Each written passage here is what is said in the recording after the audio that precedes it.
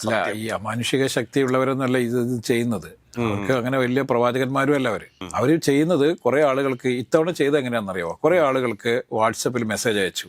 അവര് ചോദ്യാവലി ഉണ്ടെടുത്ത് നമ്മൾ yes or no അതിൽ ക്ലിക്ക് ചെയ്തിട്ട് ഉണ്ടാക്കിയ ഒരു സർവേ ആണ് ഇത്. മലപ്പുറത്തുള്ള ഒരു കോൺഗ്രസ്സുകാരൻ കോളിയിലുമ്പോൾ അവനോട് ചോദിക്കുകയാണ് തൃക്കാക്കരയിൽ ആര് വിജയിക്കും, അവൻ ഉമാ തോമസ് വിജയിക്കുന്നതേ പറയത്തുള്ളൂ എന്ന് പറഞ്ഞതുപോലെ ഇതിലൊരു ആധികാരികത ഇല്ല എന്നുള്ളത് വി.ഡി. സതീശൻ പറഞ്ഞ ആ കാര്യത്തോട് നമുക്ക് 100% യോജിക്കേണ്ടതായിട്ട് ഉണ്ട്. 72 മുതൽ 82 വരെ എന്നൊക്കെ പറഞ്ഞ് 10 സീറ്റ് അങ്ങോട്ടും ഇങ്ങോട്ടും പോകാമല്ലോ എന്ന് പറഞ്ഞ് നിൽക്കാൻ വേണ്ടിയിട്ടാണ് അവർ ഈ സർവേ ഇതുപോലെ തട്ടിക്കൂട്ടി ഉണ്ടാക്കുന്നത്. 100 സീറ്റ് കിട്ടും LDFന്, അല്ലെങ്കിൽ 100 സീറ്റ് കിട്ടും UDFന് എന്ന് പറയാനുള്ള ധൈര്യം ഒരു സർവേ ഏജൻസിക്കും ഇല്ലാത്തതിന്റെ ഒരു പ്രധാനപ്പെട്ട കാരണം ഇവരുടെ കയ്യിൽ ഒരു ഡാറ്റയും ഇല്ല എന്നുള്ളത് തന്നെയാണ്. അതുകൊണ്ട് നമുക്ക് ഇവരോട് പറയാനുള്ളത് മല്ലു ലോഗോं को उल्लू मत बनाओ, हम 4 तारीख को डिसाइड करेगा कौन बनेगा केरल का चीफ मिनिस्टर, तब तक हम वेट करेगा. രാജേട്ടാ നമസ്കാരം. നമസ്കാരം. രാജേട്ടാ, എക്സിറ്റ് പോളുകളുടെ കാലഘട്ടമാണ് ഇപ്പോൾ. എല്ലാ ചാനലുകളിലും എക്സിറ്റ് പോളാണ് ചർച്ചാ വിഷയം. കേരളത്തിന്റെ ഭരണം ആര് പിടിക്കും, UDF തിരിച്ചു വരികയാണ് എന്നുള്ള രീതിയിലാണ് സർവേ ഫലങ്ങൾ പോയിക്കൊണ്ടിരിക്കുന്നത്. വി.ഡി. സതീശൻ ഇന്ന് രാവിലെ പറഞ്ഞിരിക്കുന്നത് ഈ സർവേ എല്ലാം വെറും തട്ടിക്കൂട്ട് സർവേകളാണ്, പെയ്ഡ് സർവേകളാണ്. ഈ സർവേകളിലൊന്നും ഒരു കാര്യവുമില്ല. 2-3 ദിവസത്തേക്ക് ഒരു മനോസുഖം അല്ലെങ്കിൽ ഒരു ഇലക്ട്രിഫിക്കേഷൻ കിട്ടാൻ വേണ്ടിയിട്ടുള്ളൊരു സർവേയാണ്. UDF 100-ന് മുകളിൽ സീറ്റ് നേടി അധികാരത്തിൽ വരും എന്നൊക്കെയുള്ള വലിയ ഡയലോഗാണ് അദ്ദേഹത്തിൻ്റെ ഭാഗത്തുണ്ടായിരിക്കുന്നത്. അതുകൂടാതെ തന്നെ PV അൻവർ പറയുന്നത് എന്താണെന്ന് വെച്ച് കഴിഞ്ഞാൽ, ബേപ്പൂർ തോറ്റു കഴിഞ്ഞാൽ തലമുട്ടയടിച്ച് കാതിൽ കമ്മലിട്ട് മീശ ഉണ്ടോ പുള്ളിക്ക്? മീശയുണ്ട്. അപ്പം മീശ വടിച്ച് പുള്ളി കോഴിക്കോട് പട്ടണത്തിൽ കൂടി നടക്കും എന്നൊക്കെയാണ് പറഞ്ഞിരിക്കുന്നത്. നമ്മൾ ഈ സർവേ എടുത്ത് പരിശോധിക്കുന്ന സമയത്ത് ഇപ്പോൾ NDTV LDFന് 55 മുതൽ 65 വരെ സീറ്റുകൾ പ്രവചിപ്പിക്കുമ്പോൾ UDFന് 75 മുതൽ 85 വരെ സീറ്റുകളാണ് NDTV കൊടുക്കുന്നത്. മെട്രീസ് 60 മുതൽ 65 വരെ സീറ്റുകൾ LDFന് കൊടുക്കുമ്പോൾ 70 മുതൽ 75 സീറ്റുകൾ വരെയാണ് UDFന് കൊടുക്കുന്നത്. ടൈംസ് നൗ 52 മുതൽ 61 വരെ സീറ്റുകൾ നൽകുമ്പോൾ 72 മുതൽ 84 സീറ്റ് വരെ UDFന് നൽകുന്നുണ്ട്. അതിനകത്ത് 3 to 7 സീറ്റ്സ് NDക്ക് കൊടുക്കുന്നുണ്ട്. മെട്രീസും 3 മുതൽ 5 വരെ സീറ്റുകൾ നൽകുന്നുണ്ട്. റിപ്പബ്ലിക് 62 മുതൽ 69 വരെ സീറ്റുകളും LDFന്, 71 മുതൽ 79 വരെ സീറ്റുകൾ UDFനും, NDAക്ക് 3 to 5 സീറ്റ്സ് കൊടുക്കുന്നുണ്ട്. ഈ 3 to 5 സീറ്റ്സ് കൊടുക്കുന്ന സർവേകളുടെ ആധികാരികത എത്രത്തോളം ഉണ്ട് എന്നുള്ളതിനെക്കുറിച്ച് വി.ഡി. സതീശൻ പറഞ്ഞ ഒരു ഡയലോഗ് തന്നെ നമുക്കും പറയാനുള്ളൂ. കാരണം ഇതൊക്കെ തട്ടിക്കൂട്ട് സർവേകളാണ് എന്ന് തന്നെ വേണം കരുതാനായിട്ട്. എങ്ങനെ നോക്കിക്കാണുന്നു ഈ സർവേകളുടെയൊക്കെ ഒരു ആധികാരികത എന്ന് പറയുന്നത്? ഇപ്പം 4 ദിവസം മാത്രം, 4 നാൾ ആര് വരും, ആര് നയിക്കും എന്നൊക്കെ നമുക്ക് അറിയാൻ വേണ്ടി സാധിക്കും. എന്താണ് പറയാനുള്ളത്? ഇത് സർവേനെ കുറിച്ച് നമ്മൾ വളരെ കൃത്യമായി നോക്കിക്കഴിഞ്ഞാൽ നമുക്ക് മനസ്സിലാവും ഇത് തട്ടിക്കൂട്ടി തന്നെയാണ്. കാരണം എല്ലാ സർവേകളും തട്ടിക്കൂട്ടുന്നതാണ്. ഇത് ഗസ്സിങ് ആണ്, അല്ലാതെ ഒരിക്കലും ആധികാരികമായിട്ട് ഓരോ മണ്ഡലത്തിലും പോയി എല്ലാ വോട്ടർമാരെയും കണ്ട് താങ്കൾ ആർക്ക് വോട്ട് ചെയ്തു എന്നുള്ള നോട്ട് ചെയ്തിട്ടൊന്നും വരുന്നതല്ല. ഇത് റാൻഡം സർവേ ആണ്. അപ്പോൾ ഒരു കുറച്ച് ആൾക്കാരെ കാണും.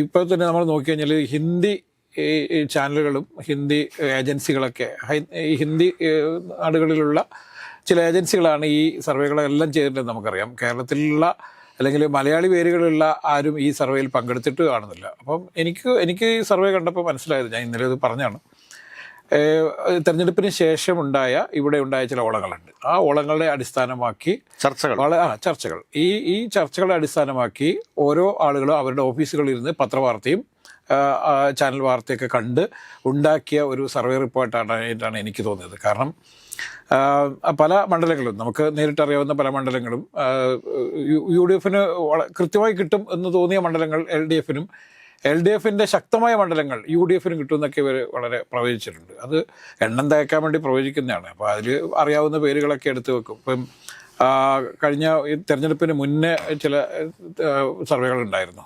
അതിൽ എറണാകുളം എന്ന് പറഞ്ഞിട്ട് പുള്ളി പറയുന്നുണ്ട് NDAക്ക് സാധ്യതയുണ്ട് എന്നാണ്. ഒരു ഹിന്ദിക്കാരനാണ്. NDAക്ക് സാധ്യതയുള്ള മണ്ഡലങ്ങൾ എന്ന് പറയുന്നത് എവിടെയാണെന്നറിയാത്? കുന്നത്ത് നാടിനാണ് NDAക്ക് സാധ്യതയുണ്ട് എന്ന് പറയുന്നത്. എറണാകുളത്തുള്ള ഒരു മണ്ഡലം എന്ന് പറഞ്ഞിട്ട്. കാരണം സാബു ജേക്കബ് വളരെ കൃത്യമായി പറയുന്നു, നമ്മൾ 19 സീറ്റിൽ ജയിക്കും എന്നാണ് അവർ പറയുന്നത്. ഇതൊക്കെ കേട്ടിട്ട് സാബു ആണല്ലോ പറഞ്ഞത്, സാബുവിന് അതിനുള്ള കഴിവുണ്ട് എന്ന് കേരളത്തിന് പുറത്തുള്ള ആളുകൾ തെറ്റിദ്ധരിക്കും. ഇതേപോലെയാണ് സർവേ റിപ്പോർട്ടുകളൊക്കെ ഉണ്ടാക്കിയിരിക്കും. ഇപ്പം എല്ലാ സർവേ റിപ്പോർട്ടിലും നമുക്ക് കാണാം 3 മുതൽ 5 വരെയൊക്കെ സീറ്റുകൾ NDAക്ക്, BJPക്ക് 5 സീറ്റ് കിട്ടും എന്നുള്ളത്. കേരളത്തിലിരിക്കുന്ന എല്ലാവർക്കും അറിയാം ഒറ്റ സീറ്റും കിട്ടില്ല എന്ന്. ഇതാ ഇവിടെ വിഷയം. അതുകൊണ്ടാണ് ഇത് യാഥാർത്ഥ്യമായി യാതൊരു ബന്ധവുമില്ല എന്ന് പറയുന്നത്. BJPക്ക് ഒറ്റ സീറ്റ് കിട്ടൂല എന്ന് ഡൽഹിയിലോ അല്ലെങ്കിൽ അങ്ങനെ ഏതെങ്കിലും ഒരു സ്ഥലത്തിരിക്കുന്ന ഒരു ഹിന്ദിക്കാരന് പറയാൻ പറ്റില്ല. കാരണം അവൻ കരുതുന്നതെന്നറിയാമോ, കേരളത്തിൽ വലിയ മുന്നേറ്റം ഉണ്ടാക്കാൻ പോവുകയാണ് BJP. കാരണം മറ്റെല്ലാ സ്റ്റേറ്റിലും അത്തരത്തിൽ മുന്നേറ്റം ഉണ്ടായിക്കൊണ്ടിരിക്കുന്നു. അതുകൊണ്ട് കേരളത്തിൽ വലിയ മുന്നേറ്റം ഉണ്ടാക്കാൻ പറ്റുന്ന പാർട്ടിയായി BJP മാറിയിരിക്കുന്നു എന്നൊരു തോന്നൽ വന്നിട്ടുണ്ട് മറ്റ് പല സ്ഥലവും. കേരളത്തിലെ ഇരുന്നു കൊണ്ട് മാത്രമേ ഈ യാഥാർത്ഥ്യങ്ങൾ മനസ്സിലാവുള്ളൂ. ഇന്ന് ഗോവിന്ദ മാഷ് പറഞ്ഞിട്ടുണ്ട് ഭരണ തുടർച്ച ഉണ്ടാവും എന്നുള്ളത്. ഭരണ തുടർച്ച ഉണ്ടാവും എന്നുള്ളത് മാഷിൻ്റെ അല്ലെങ്കിൽ മാഷിൻ്റെ പാർട്ടിയുടെ അല്ലെങ്കിൽ ആ മുന്നണിയുടെ ഒരു ആഗ്രഹമാണ്. UDFന് 100 സീറ്റ് കിട്ടും എന്നുള്ളത് VD സതീശൻ്റെ ആഗ്രഹമാണ്. അതുപോലെ തന്നെ ബേപ്പൂരിൽ ജയിച്ച് UDFന്റെ ഭാഗമായ PV അൻവർ മന്ത്രിയാവുന്നു എന്നുള്ളത് അദ്ദേഹത്തിൻ്റെ ആഗ്രഹമാണ്. ഇങ്ങനെ പല ആഗ്രഹങ്ങളുടെ പ്രകടനമാണ് ഇവിടെ നടക്കുന്നത്. ഇപ്പോൾ ആക്സിസ് മൈ ഇന്ത്യ പറയുന്നത് 14 സീറ്റ് വരെ ഒരു പക്ഷേ BJPക്ക് കിട്ടിയേക്കാം എന്നാണ് പറയുന്നത്. ഞാൻ നേരത്തെ പറഞ്ഞതാണിത്. ഇപ്പം സാബുവും ജേക്കബ് വളരെ കൃത്യമായി പറയുന്നത് എറണാകുളത്ത് 5 സീറ്റ് അവർക്ക് കിട്ടുമെന്ന്. അത് നമ്മൾ ഇവിടെ ഇരുന്ന് കേൾക്കും. അത് നമ്മളെന്നെ ചോദിച്ചിട്ടുണ്ട്, സാബുവിന് ശരിക്കും പറഞ്ഞാൽ എങ്ങോട്ടാണ്, കുതിരവട്ടത്തേക്കാണോ അതോ ഓളംപാറയിലേക്കാണോ നമ്മൾ ചോദിച്ചിട്ടുണ്ട്. കാരണം പക്ഷേ ഡൽഹിയിൽ ഇരിക്കുന്ന ഒരാളെ സംബന്ധിച്ചിടത്തോളം തൃക്കാക്കരയിൽ അഖിൽ മാരാർ, തൃപ്പൂണിത്തുറയിൽ അഞ്ജലി നായർ, കുന്നത്തുനാട് ബാബു ദിവാകരൻ, പിന്നെ വേറെ എവിടെയാണ് ഇപ്പൊ അങ്കമാലിയിലെ പ്രോമി കുര്യാക്കോസ് ജയിക്കുന്ന, പിന്നെ വൈപ്പിനിൽ ജയിക്കുമെന്നൊക്കെയുള്ള പ്രതീക്ഷ. അപ്പോൾ ഇത് സതീശൻ പറയുന്നതും ഗോവിന്ദമാഷ് പറയുന്നതും എല്ലാം ഒന്നാണ്. ഇപ്പൊ NN കൃഷ്ണദാസിന്റെ ഞാൻ ഒരു ബൈറ്റ് കേട്ടോണ്ടിരിക്കുകയായിരുന്നു. കാരണം അതിൽ അദ്ദേഹം പറയുന്നുണ്ട്, ഇത് 4-ാം തീയതി നടക്കുന്ന തെരഞ്ഞെടുപ്പ് റിസൾട്ട് മാത്രമേ ഞാൻ അംഗീകരിക്കുള്ളൂ, അല്ലെ ഞങ്ങളുടെ പാർട്ടി അംഗീകരിക്കുള്ളൂ. ബാക്കിയൊക്കെ എന്ന് പറഞ്ഞാൽ ചാനലുകാർക്ക് കുറച്ച് ദിവസം മുന്നോട്ട് പോകാനുള്ള ഒരു പണി എന്ന് മാത്രമേ ഉള്ളൂ. ഒരു 3 ദിവസം ഇത് കൊണ്ടുപോകണം, ഓളം വേപ്പിച്ച് കൊണ്ടുപോകണം, അല്ലെങ്കിൽ ഡ്രൈ ആയി പോകും. അപ്പോൾ ഡ്രൈ ആയി പോകാതിരിക്കാൻ വേണ്ടിയിട്ട് ഉണ്ടാക്കിയെടുക്കുന്ന ചില എന്താ പറയുക കെട്ടുകാഴ്ചകൾ മാത്രമാണിത്. യഥാർത്ഥ രൂപം വരാനിരിക്കുന്നേ ഉള്ളൂ എന്നുള്ളതാണ്. അത് 4-ാം തീയതി മാത്രമേ അറിയുള്ളൂ. അല്ലാത്ത ഇപ്പം നമുക്കിപ്പം കേരളത്തിൽ എന്ത് സംഭവിച്ചിട്ടുണ്ടാവും എന്നതിനെക്കുറിച്ച് നമുക്കില്ല. പിന്നെ ആകെ നമുക്ക് പറയാവുന്നൊരു സംഭവം എന്ന് പറയുന്നത് കേരളത്തിൽ ചിലപ്പോൾ ഭരണമാറ്റം ഉണ്ടായേക്കാം. അതിന് കാരണം എന്ന് പറഞ്ഞാൽ കഴിഞ്ഞ 10 വർഷക്കാലമായി ഭരിച്ചുകൊണ്ടിരിക്കുന്ന ഒരു പാർട്ടിയെ മടുക്കുക, അല്ലെങ്കിൽ ആ മുന്നണിയെ മടുക്കുക എന്നുള്ള മലയാളികളുടെ ഒരു പൊതു സ്വഭാവമാണ്. എല്ലാം പെട്ടെന്ന് മടുക്കുക എന്നുള്ളത്. അതുകൊണ്ടാണ് 5 വർഷം LDF 5 വർഷം UDF ആയിട്ട് മാറി ഭരിച്ചിരുന്നത്. അതിനൊരു മാറ്റം ഉണ്ടായത് കോവിഡ് കാലത്തുണ്ടായ തെരഞ്ഞെടുപ്പിൽ മാത്രമാണ് അതിന് മാറ്റം ഉണ്ടായത്. അതുകൊണ്ട് ഇനിയിപ്പോൾ എത്ര വലിയ ഒരു വികസന പ്രവർത്തനങ്ങൾ കാഴ്ചവെച്ചു എന്ന് പറഞ്ഞാലും, അല്ലെങ്കിൽ ജനക്ഷേമകരമായ നിരവധി പദ്ധതികൾ നടപ്പിലാക്കി എന്ന് പറഞ്ഞാലും, ഉറപ്പാണ് അടുത്ത പ്രാവശ്യം വേറൊരു മുന്നണിയായി വരും. കേരളത്തിൻ്റെ ഒരു രാഷ്ട്രീയ ചരിത്രം വെച്ച് നോക്കുമ്പോൾ അത് നമുക്ക് വ്യക്തമായി അറിയാവുന്നതാണ്.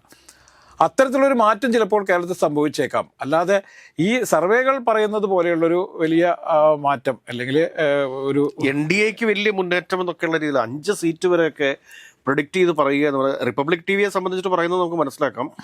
അവരുടെ ആവശ്യം കൂടിയാണ്. ടൈംസ് നൗവിനെ സംബന്ധിച്ചിട്ടും അതും അവരുടെ ആവശ്യം തന്നെയാണ്. മെട്രിക്സ് NDTV ഒക്കെ കുറച്ചുകൂടി ഒരു ആധികാരികമായിട്ടുള്ള വിഷയത്തിലേക്ക് എത്തിയിട്ടുണ്ട്. അല്ലേ, ഇതൊക്കെ പറയുമ്പോഴും സിബി നമ്മൾ ചില ഏജൻസികൾ മാത്രം പറഞ്ഞിട്ടുണ്ട് 0 to 3. അത് കുറച്ചും കൂടി മാന്യമായ ഒരു നിഗമനമാണ്. കാരണം ഇല്ല, ഇത് കൂടാതെ തന്നെ ഈ സർവേ സാധാരണയായിട്ട് സർവേ എടുക്കുന്ന എങ്ങനെയാണ് എന്നുള്ളതിനെ കുറിച്ച് എല്ലാവരും മനസ്സിലാക്കേണ്ടതുണ്ട്. ഒരു നിയോജക മണ്ഡലത്തിൽ നിന്ന് ചില ആളുകൾ 200 പേരെ കണ്ടെത്തും. 200 ഇല്ലെന്നേ. സ്വാഭാവികമായിട്ടും ശരിക്കും സർവേ നടത്തുന്ന ഏജൻസികൾ. അതെ, അവനീഷ് കൊയ്ക്കരെ പറയുന്നത് 2500 പേരെ ഒരു മണ്ഡലത്തിൽ നിന്ന് കാണുന്ന ഒരിക്കലും സാധ്യമല്ല. കാരണം ശരിക്കും മറ്റേ നടത്തുന്ന നല്ല ഏജൻസികളുണ്ട്, സർവേ നടത്തുന്ന നല്ല ഏജൻസികളുണ്ട്. ഡൽഹിയിലും മുംബൈയിലും ഒക്കെ പ്രവർത്തിക്കുന്ന നല്ല ഏജൻസികളുണ്ട്. അവരെ സംബന്ധിച്ചിട്ട് അവർ കേരളത്തിലെത്തുകയും കേരളത്തിലെത്തിയിട്ട് ഓരോ നിയോജക മണ്ഡലത്തിലുള്ള മാനേജ്മെന്റ് ഇൻസ്റ്റിറ്റ്യൂട്ടുകളെ ഐഡന്റിഫൈ ചെയ്തിട്ട് അവിടുത്തെ വിദ്യാർത്ഥികളെ ഉപയോഗിച്ചാണ് സർവേ നടത്തുന്നത്. അപ്പോൾ അങ്ങനെ നമ്മളിപ്പോൾ പല ഇൻസ്റ്റിറ്റ്യൂട്ടുകളിലും ഇവിടെ അന്വേഷിച്ച് കഴിഞ്ഞപ്പോഴത്തേക്ക്, പ്രധാനപ്പെട്ട പല ഇൻസ്റ്റിറ്റ്യൂട്ടുകളിലും ചോദിച്ചു കഴിഞ്ഞപ്പോഴത്തേക്ക് അങ്ങനത്തെ ഒരു എൻക്വയറി ഒരിടത്തൊന്നും വന്നിട്ടില്ല. ഈ സുനിൽ കനകുലു ആദ്യം എടുത്തിരുന്ന ഒരു സർവേ, അത് 6 മാസം മുന്നെയാണ്, 6 മാസത്തിനൊക്കെ മുമ്പ് ഈ നിലമ്പൂർ ഇലക്ഷനുമായി ബന്ധപ്പെട്ടെടുത്ത സർവേ ഉണ്ട്. ഈ സർവേ വളരെ കൃത്യമായിട്ട് ചെയ്തൊരു സർവേയാണ്. അതിനകത്തൊരു സംശയം വേണ്ട.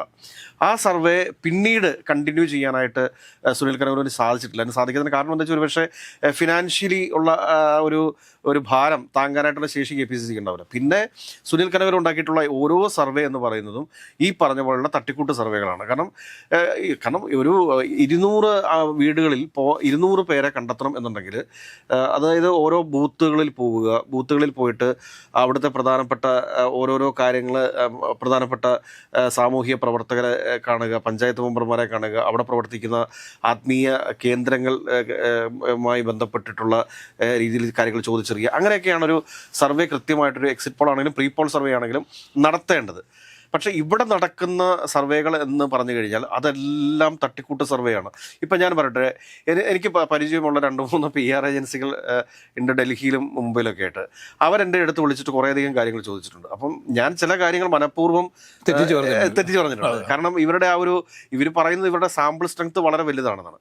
പക്ഷെ അതിനുശേഷം ഞാൻ നോക്കിക്കഴിയുമ്പോഴത്തേക്ക് നമ്മൾ പറഞ്ഞിരിക്കുന്ന ചില കാര്യങ്ങളൊക്കെ അതേപടി തന്നെ എഴുതി ചേർത്തുകൊണ്ടുള്ള ഒരു സംഭവമാണ് പുറത്തേക്ക് വരുന്നതെന്ന് പറയുമ്പോഴത്തേക്ക് നമ്മളിൽ തന്നെ നടുക്കുണ്ടാക്കുന്നത്. കാരണം ഇവരും ഇങ്ങനെ തന്നെയാണോ എന്നുള്ളൊരു തോന്നലിലേക്ക് എത്തുന്നു എന്നുള്ളതാണ് സത്യം. ഈ അമാനുഷിക ശക്തിയുള്ളവരൊന്നല്ല ഇത് ചെയ്യുന്നത്. അവർക്ക് അങ്ങനെ വലിയ പ്രവാചകന്മാരും അല്ല അവര് ചെയ്യുന്നത്. കുറെ ആളുകൾക്ക് ഇത്തവണ ചെയ്ത് എങ്ങനെയാണെന്നറിയാമോ? കുറെ ആളുകൾക്ക് വാട്സപ്പിൽ മെസ്സേജ് അയച്ചു. അവര് ചോദ്യാവലി ഉണ്ടെടുത്ത് നമ്മൾ യെസ് ഓർ നോ അതിൽ ക്ലിക്ക് ചെയ്തിട്ട് ഉണ്ടാക്കിയ ഒരു സർവേ ആണ് ഇത്. അതുകൂടാതെ തന്നെ വോയിസ് കോൾ വരുന്നുണ്ടായിരുന്നു. വോയിസ് കോൾ എങ്ങനെയാണെന്ന് വെച്ച് കഴിഞ്ഞാൽ നിങ്ങൾ ധർമ്മടത്ത് പിണറായി വിജയൻ വിജയിക്കുമോ UDF വിജയിക്കുമോ എന്ന് പറഞ്ഞ എങ്കിൽ പിണറായി വിജയൻ ആണെങ്കിൽ 1 അമർത്തു, രാമനാഥൻ 2 അമർത്തു. ഇങ്ങനെയുള്ള ഈ സർവേയുടെ അടിസ്ഥാനത്തിലൊക്കെ അപ്പൊ ഈ ഇതിലിപ്പം അങ്ങനെ നടത്തിയ ഒരു സർവേ എന്ന് പറയുന്നത് ഇപ്പൊ റാൻഡം സർവേ എന്ന് പോലും പറയാൻ പറ്റില്ല. ഇല്ല, അത് കൂടാണ്ട് ഞാൻ വേറെ കാര്യം ചോദിച്ചിട്ട്, കാരണം എനിക്ക് തോന്നുന്നു മഞ്ചേശ്വരം UDF സ്ഥാനാർത്ഥിക്ക് വോട്ട് ചെയ്യണം എന്നും പറഞ്ഞുകൊണ്ട് വന്നു. കായംകുളം സ്ഥാനാർത്ഥിക്ക് വോട്ട് ചെയ്യണം എന്നും പറഞ്ഞുകൊണ്ടുള്ള വോയിസ് റെക്കോർഡ്സ് എനിക്ക് വന്നു. അതുകൊണ്ട് തന്നെ എനിക്ക് ഏകദേശം ഒരു 10-40 നിയോജക മണ്ഡലങ്ങളിലെ സ്ഥാനാർത്ഥികൾക്ക് വോട്ട് ചെയ്യണം എന്ന് പറഞ്ഞുകൊണ്ട് വന്നു. ഞാൻ ശരിക്കും പറഞ്ഞാൽ തൃക്കാക്കര നിയോജക മണ്ഡലത്തിലെ ഒരു വോട്ടറാണ്. എന്നാൽ എനിക്ക് ഇവിടെ നിന്ന് LDF സ്ഥാനാർത്ഥി UDF സ്ഥാനാർത്ഥി ഒന്നും വോട്ട് അഭ്യർത്ഥിച്ചുകൊണ്ടുള്ള ഒരു വോയിസ് കോൾ വന്നില്ല എന്നുള്ളതാണ് സത്യം. അപ്പോൾ ഇങ്ങനെ ഈ ഏത് നിയോജക മണ്ഡലത്തിൽപ്പെട്ട ആൾക്കാണ് ഈ സർവേ എടുക്കുന്നത്? ഇപ്പം തൃക്കാക്കരയെ കുറിച്ച് എടുക്കുന്ന സമയത്ത് തൃക്കാക്കരയുള്ളവരെയാണ് വിളിച്ചു ചോദിക്കുന്നത്. അത് മലപ്പുറത്തുള്ളവരാണ്. ഇപ്പം മലപ്പുറത്തുള്ള ഒരു കോൺഗ്രസ്സുകാരൻ കോളിയിലുമ്പോൾ അവനോട് ചോദിക്കുകയാണ് തൃക്കാക്കരയിൽ ആര് വിജയിക്കും? അവൻ ഉമാ തോമസ് വിജയിക്കുന്നതേ പറയത്തുള്ളൂ എന്ന് പറഞ്ഞതുപോലെ ഇതിലൊരു ആധികാരികത ഇല്ല എന്നുള്ളത് VD സതീശൻ പറഞ്ഞ ആ കാര്യത്തോട് നമുക്ക് 100% യോജിക്കേണ്ടതായിട്ട് ഉണ്ട് എന്നാണ് എനിക്ക് തോന്നുന്നത്. ഇപ്പൊ ഈ മഞ്ചേശ്വരത്തെ കാര്യം പറഞ്ഞു, അതുപോലെ പാലക്കാട് ഒരുപാട് ആളുകൾ ഈ സർവേയുമായി ബന്ധപ്പെട്ട് ചില ആളുകളൊക്കെ സമീപിച്ചപ്പോൾ ശോഭ സുരേന്ദ്രൻ ജയിക്കുമോ എന്നുള്ളൊരു ചോദ്യമാണ് ചോദിക്കുന്നത്. ആ ചോദ്യത്തിന് അവർ പറഞ്ഞിരിക്കുന്ന ഉത്തരം ജയിക്കണമെന്നാണ് നമ്മുടെ ആഗ്രഹം. അതുകൊണ്ട് അവർ ജയിക്കും എന്നാണ് അവർ എഴുതി വെക്കുന്നത്. ഇവിടെയാണ് ഈ സർവേ തെറ്റുന്നത്. ജയിക്കണമെന്നാണ് നമ്മുടെ ആഗ്രഹം എന്ന് പറയുന്നതും ജയിക്കുമെന്ന് പറയുന്നതും രണ്ടാണ്. ഇങ്ങനെയുള്ള സർവേ റിപ്പോർട്ട് എന്ന് പറയുന്നത് ഇത് ഒട്ടും ആധികാരികത ഇല്ലാത്തതാണ് എന്ന് മാത്രമല്ല പൂർണ്ണമായും തട്ടിക്കൂട്ടിയതാണ് എന്നല്ല. ഏറെക്കുറെ ഇലക്ഷന് ശേഷം ഉണ്ടായ ചില ട്രെൻഡുകൾ, അതായത് വോട്ടിംഗ് പാറ്റേണിലുണ്ടായ ട്രെൻഡുകളൊക്കെ നോക്കിയിട്ടാണ് ഇവർ ജയിക്കുമോ തോക്കുമോ എന്നുള്ള ഓരോ മണ്ഡലത്തെയും ഇവർ വർഗീകരിച്ചിരിക്കുന്നത്. എന്തുകൊണ്ടാണ് ഇവർ 100 സീറ്റൊന്നും ആർക്കും ഒരു തരംഗം ഉണ്ടാവില്ല എന്ന്, ഇവർക്ക് ഒരു തരംഗം ഉണ്ടാവും എന്ന് പറയാനുള്ള ധൈര്യം എന്താ ഇല്ലാത്തത്? ഇല്ല, ഒന്നും ഇല്ല എന്നുള്ളത് കൊണ്ടാണ്. അവരുടെ കയ്യിൽ ഒന്നും ഇല്ലാത്തത് കൊണ്ടാണ് അവർ എല്ലാവരും വളരെ സേഫ് സൈഡിൽ, അതായത് 70 മുതൽ 80 വരെ, 72 മുതൽ 82 വരെ എന്നൊക്കെ പറഞ്ഞ് 10 സീറ്റ് അങ്ങോട്ടും ഇങ്ങോട്ടും പോകാമല്ലോ എന്ന് പറഞ്ഞ് നിൽക്കാൻ വേണ്ടിയിട്ടാണ് അവർ ഈ സർവേ ഇതുപോലെ തട്ടിക്കൂട്ടി ഉണ്ടാക്കുന്നത്. 100 സീറ്റ് കിട്ടും LDFന് അല്ലെങ്കിൽ 100 സീറ്റ് കിട്ടും UDFന് എന്ന് പറയാനുള്ള ധൈര്യം ഒരു സർവേ ഏജൻസിക്കും ഇല്ലാത്തതിൻ്റെ ഒരു പ്രധാനപ്പെട്ട കാരണം ഇവരുടെ കയ്യിൽ ഒരു ഡാറ്റയും ഇല്ല എന്നുള്ളത് തന്നെയാണ്. കാരണം അത്തരത്തിലൊരു പഠനമോ ആഴത്തിൽ ഉള്ള പഠനമോ ഒന്നും നടത്തിയിട്ടല്ല ഇത് പറയുന്നത്. ഇത് വളരെ യാന്ത്രികമായി വളരെ ചൈൽഡിഷായി ചെയ്ത ഒരു സർവേ ആണ് എന്നുള്ളത് കൊണ്ട് മാത്രമാണ് ഇവർക്ക് ഈ ഏത് രീതിയിലാണ് നിങ്ങളുടെ ഇത് സർവേ എടുത്തതെന്ന് ചോദിച്ചുകൊണ്ട് ഇവർക്കെതിരെ നമ്മൾ കോടതിയിൽ സമീപിച്ചാലുണ്ടല്ലോ ഇവരുണ്ടല്ലോ മൊക്കറിടും. മെറ്റാഡാറ്റ ഷീറ്റ് ഇല്ല, അവരുടെ കയ്യിലൊന്നും ഇല്ല, ഒരു കോപ്പ് ഇല്ലാത്തതുകൊണ്ടാണ് നമുക്ക് ഇവരോട് പറയാനുള്ളത്. മല്ലു ലോഗോं को उल्लू मत बनाओ, हम 4 तारीख को डिसाइड करेगा कौन बनेगा केरल का चीफ मिनिस्टर, तब तक हम वेट करेगा. അത്രേ ഉള്ളൂ, അതിനപ്പുറം ഒന്നും പറയാൻ പറ്റില്ല.